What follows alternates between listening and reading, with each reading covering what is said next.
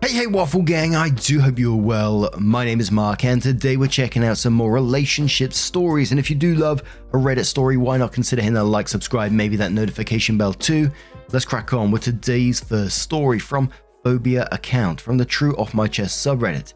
It says, I'm not getting my in-laws anything for Christmas. Mother-in-law is furious and I'm enjoying the drama. My partner, 24 male, and I, 23 male, have been together for 3 years. For the first 2 years, we went to his family's house for Christmas. Me and his mum didn't hit it off well when we met. I'm not sure what happened, but she immediately didn't like me. We didn't see her much after the first meeting though, so I never really had a chance to make it up to her until Christmas. I didn't know her well, so I found what I thought was a pretty minimalist necklace with green agate. It was just the right shade to be what my partner said was her favourite colour. I thought she liked it at first until later on in the year after I met up with his family and saw her niece wearing it. I asked where she got it from and she told me my partner's mum was just going to throw it away. I was a little peeved but didn't say anything.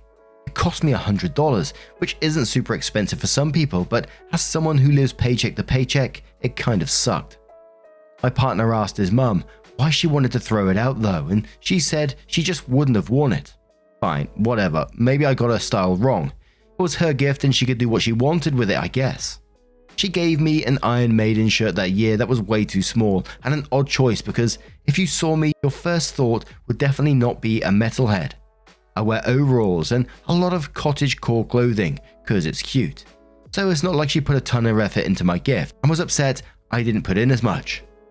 So for the second Christmas, I put in effort to get to know her beforehand. I talked to his sister, my partner's auntie, and found out she grew up in the same hometown as me and she missed it a lot. But because it was a 10-hour drive away, it wasn't somewhere she could visit easily. I brought this up to her next time we met up and she and I talked about the town and started to get along more. In particular though, she mentioned how much she missed the smell of our town. There was a macadamia farm next to a bourbon distillery that smelled really nice together because of the molasses, and the beach nearby was surrounded by eucalyptus and wattles and always smelled amazing. I had, again, what I thought was a great idea. I have a friend who makes candles, so I commissioned 2 custom candles. A macadamia, whiskey and vanilla candle and a salt, eucalyptus and wattle candle. I was so excited for her to open them on Christmas and she just went, "Oh, that's neat," and put them to the side. Thankfully for my ego, her sister was way more excited about them and even made her light them while we sat out back. My partner's mum just ended up handing them off to her after we left, and the aunt called us to tell us and ask how she could get more. So this year I was planning, as a Christmas/birthday combined gift, to pay for half a trip away to our hometown, with my partner and his dad paying the other half. It was going to be a week-long set on her birthday, with hotels, drinks, food and travel included. All up around $2,000, but at the time, we only had paid around $1,000 for the travel and hotel bookings. I saved up all year for this because I really want her to like me, because I love my boyfriend and we're going to be together for a long time. And I feel like that means me and her should at least sort of get along. A week ago, she came over to have lunch with my partner, and he told me he'd come over to tell me not to buy her any gifts because she didn't want some tacky little trinkets bought from Target.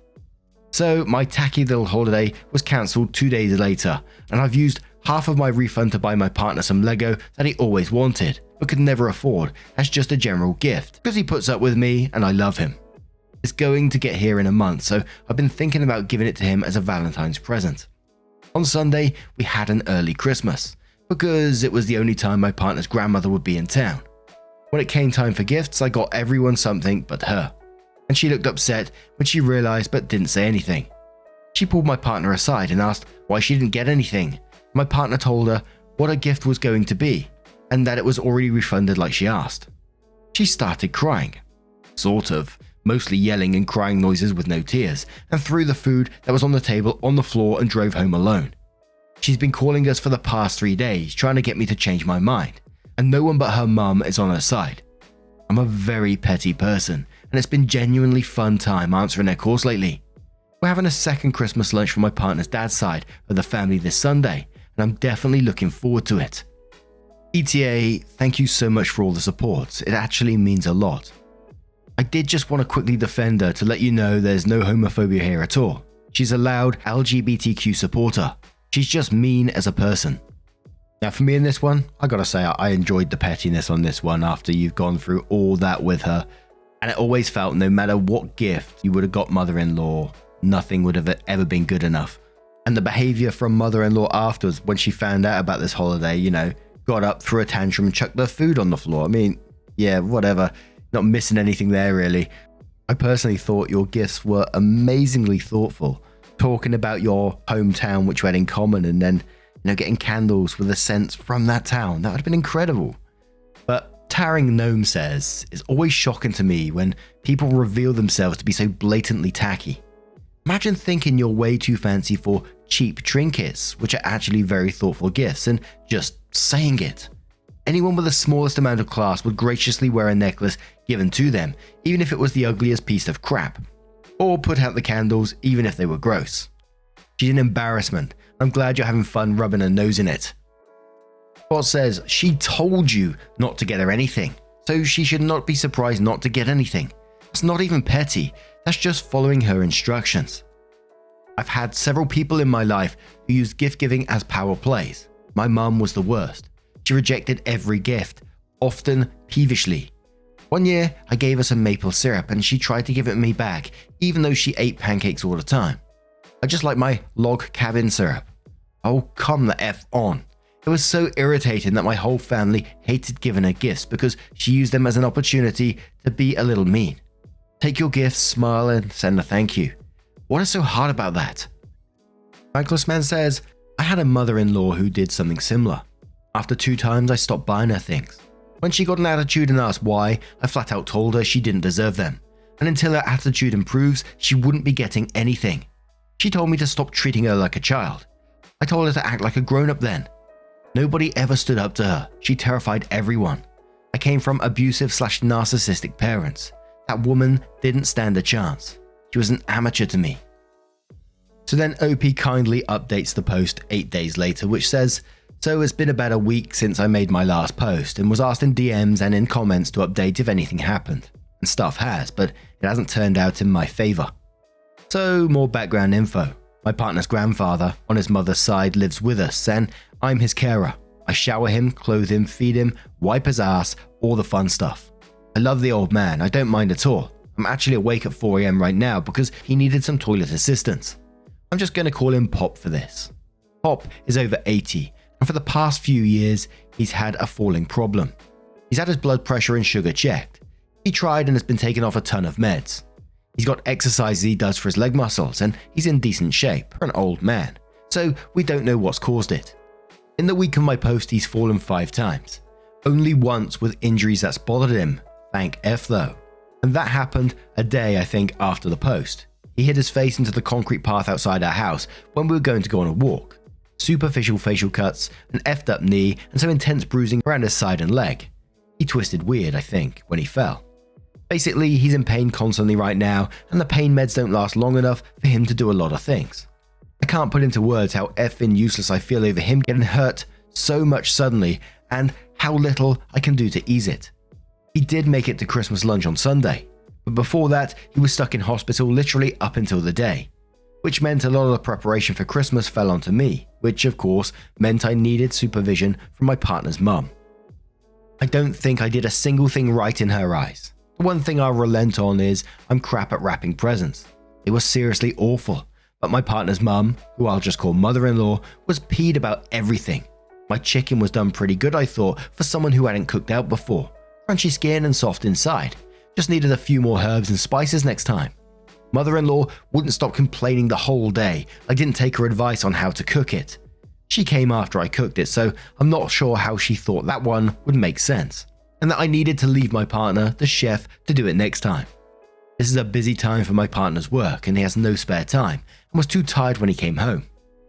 Despite all the bad luck though, somehow Pop hadn't got a mother-in-law's gift yet, and he said I should go down to get her something. It didn't matter what, she had to like it anyway. I would have loved to get her a lump of coal like someone suggested in the last post, but since it was from Pop, I thought I should at least put minimal effort in. And I knew just the place to get her a little trinket. I ended up getting this small sculpture for her, wrapped it up nice, and on Christmas Day, she loved it. She kept going on about how it would fit so nicely in her lounge room with her art set up and how thoughtful it was. Pop ended up telling her I was the one that picked it out, and she asked who made it so she could look at their other work. When I told her I found it at Target and told her I knew she would like it because it suited the rest of her house, she was mad. She started yelling about how I knew she wouldn't like it and that I needed to treat her with respect. My partner's uncle just laughed and told her she liked it before, so I must have done well. For the next part, I need to add the last bit of context. I'm white and my partner's family are Indigenous Australian. It's never been an issue before, but suddenly my mother-in-law yelled out a question why they were letting the white boy take care of Pop. I can't remember the full sentence, but the implication was that I'm either abusing or neglecting him. Not to make this a whole lesson, but she did sort of have a point. Since caring for Pop, I've seen firsthand the negligence that comes from the white nurses caring for Aboriginal elderly versus white. It's an actual problem, but her accusing me of neglecting him hurt a lot. I asked if she wanted to take up caring for him then, since she had the space in her home and also didn't work. She huffed and rolled her eyes. It was quiet for a bit until someone changed the subject, and then we left early so Pop could lie down at home and get comfortable. Pop ended up calling mother-in-law a cow when we got home and told me to ignore her. Yesterday, however, the organisation his carers, they shower him every other day and clean the house on Wednesday, sent someone to look around and asked me to leave for a bit to talk to Pop. When I got back, she was gone and Pop told me I'd been reported to them for elderly abuse and she came to check it out. Of course, he told her the situation with mother-in-law, but I'm honestly worried they don't believe him and think I'm hurting him. She told Pop she'd be coming back in a few days for another checkup. Mother-in-law is supposed to be coming around today, probably to snoop about the carer checking up on him. I'm honestly too tired after this to keep any pettiness up though. I recently had to quit the course I was doing from home because I didn't have enough time to do it. Help Pop do the chores and take care of myself. And I've been in a slump about it, and then the falls had me feeling useless. And now this. Pop says he's not going to a home and no one else will care for him, so I'm stuck with him. And that he's very grateful to have me. But I really don't know how this is going to play out. I guess it depends how much my mother-in-law is willing to do to get back at me. My hope is in the end that this abuse report blows over quickly and other family chiming in to point out it's false, and that eventually everything chills the F out. Until then though, I think my mother-in-law unfortunately has won the pettiness war. Edits, I want to defend my partner here. He's grown up with this woman and does usually call her crap out for anything major, like he will in an hour for what she's doing. These petty little things from before though are things I know he wouldn't feel was worth talking to his mum about because it wouldn't do anything. She's stubborn and she doesn't see her own faults. We are both grown men who both have different ways of handling things, and his is to just let it blow over because it's easier, and mine is to push back. I wouldn't start some petty BS if I couldn't handle it myself. I don't expect him to waste his time trying to defend me from his mum's usual low-stake pettiness when I knowingly act like the stereotypical sassy gay a-hole for fun. And this post was in the Best of Redditor Updates post, which was originally posted by Kitten Dealin' Mama, which the original OP of the whole post saw it in Best of Redditor Update and then updated within there and said, "First, I want to say thank you to the flood of support that came from the Best of Redditor Updates post and for Kitten Dealin' Mama for posting it there in the first place. I don't have a lot of support in my life, and getting so many people on my side who, even though they never met me, were worried for me was overwhelming. I really appreciate all the people who reached out with legal advice and advice for Pop. Since so many people ask, I'll give a final update. So Pop is doing good now. His bruises finally all healed up and he's a lot more independent now since the pain's worn off. We'd neglected looking at the muscles on his calves and ankles because of a true stereotype that a lot of Aboriginal Australians have tiny calves and ankles, and we, including his GP, thought they were small solely because of that. Nope, muscle degeneration, but we're working on it. He's already able to stand for 5 whole minutes without assistance, which is a huge amount of time. The abuse investigation turned up nothing. The work crew came over again to tell us she had made a note that the mother was against me being a carer and she had made a false allegation. So it sounds like it'd be a lot harder for her to make a mess of things so easily now. She hasn't admitted to doing it. The worker didn't specify it was her either, but I mean, who else would do that? The timing of the last post getting attention is amazing because I have fantastic news for a lot of you. My fiance broke up with me a few days ago. I'd asked for a break because of the past week. He'd been snappy and not wanted me near him much. So I thought it'd be a good way for me to lean less on him and for him to have space. He got upset at the idea, drove off to a mate's and came back and told me it was a better idea to break up. He said he was sick of, 1, having no time to himself because he worked all day, and instead of relaxing when he was home, he had to hang out and talk with me every single day. 2, me no longer being attracted to him. I was. He just complained anytime I tried to flirt with him or make a move, so I stopped. 3, me being financially dependent on him. I currently get $600 up to $416 USD per fortnight on my concession because my carer allowance isn't coming in for another 2 weeks. And most of my money came out for paying for things with both Afterpaid, so he was buying me my medication and food for us. We had agreed a week before this that it was okay because once my carer payments came in, I could pay for way more stuff and the debt would be paid off by then. 4, me spending money on useless stuff while we were financially unstable. I bought $100 worth of books because I hadn't had any new ones to read in months, which was 4 books. Please also note, he just bought a PS5. 5, me quitting my course because I'm a lazy F who doesn't want to work, just sleep all day. Reminder that I quit my course to take care of his elderly grandfather who is scared to be alone and can't do much himself because of falls. Please again note the fact he also used to be Pop's carer until he quit because everyone said he didn't work and was lazy and he was sick of people not recognizing the work he put in.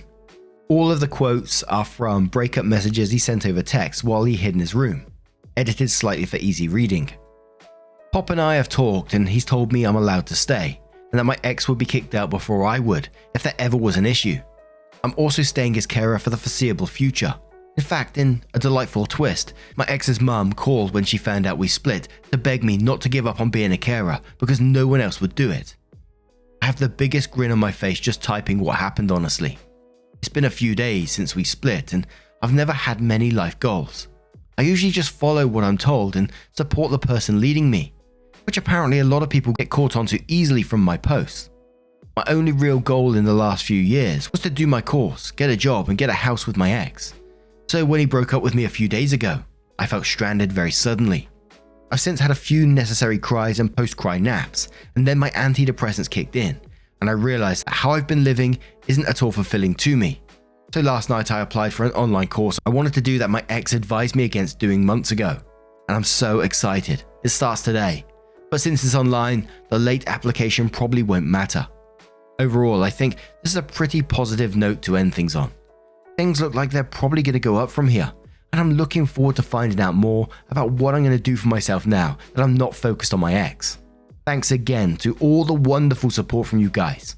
I probably wouldn't be where I am right now so quickly without having read all the supportive comments from the last posts. I love you all very much. That part in that update where OP said that the partner said that quitting your course because you're a lazy F who doesn't want to work and just sleep all day. And OP said that, his partner used to be Pop's carer until he quit because everyone was saying that he didn't work and was lazy and he was sick of people not recognizing the work he put in. And then treats his own partner like it, exactly the same. Oh my word. But now I'm going to turn this one to you guys. What do you guys make of this situation? What would you say to OP? What advice would you give to OP if you was face to face with him? Let us know your thoughts down in the comments below. Now, just a huge thank you from the bottom of my heart for getting involved in today's stories. As always, your love, your support and time, and letting me know what you're up to whilst you're listening is always amazing to hear. So keep that coming as well, if you don't mind, of course. And don't forget, at the very end of the video, there'll be a couple of playlists there for you. And if you click on them, it will automatically scroll through all the videos for you so you can just continue doing whatever you're up to. Thank you so much, guys. And hopefully I will see you in the next one. Take care and much love.